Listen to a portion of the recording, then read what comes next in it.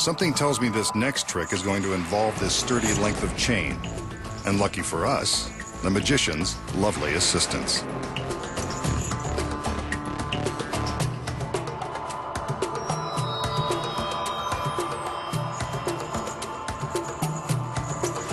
The magician tugs on the chain to prove that it's solid.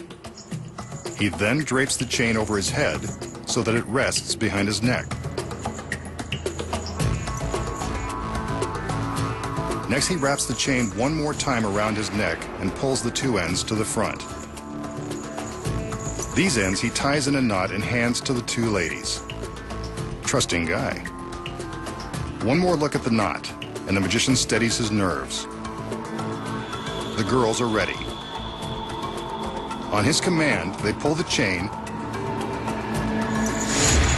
and it magically passes right through his neck. He's unharmed. The chain and his neck are still in one piece. Now, here's the secret. The chain is real, and it's made of solid steel. It hasn't been prepared in any way. The key to this illusion is the manner in which the magician places the chain around his neck. By using some sleight of hand, the magician pretends to wrap the chain completely around his neck. It's pretty convincing. From this angle, you can see that the chain is merely wrapped to the back and looped, giving the impression that it completely circles his neck. From the front, it appears as though he's completing the circle with a dangerous knot.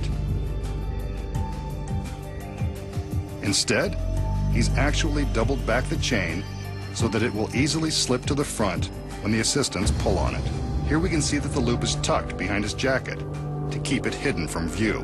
When the assistants tug the chain, they're simply releasing the loop and pulling the chain to the front. Look closely and you can see the chain slipping around his neck, not through it, just like unraveling a sweater. This rear angle shows the direction of the chain as the loop is pulled out. The magician and the assistants have to take care while performing this trick since there is a real danger of the chain links getting tangled. If they do, this harmless illusion can quickly become a harmful strangulation. They've practiced many times, so don't try this one at home.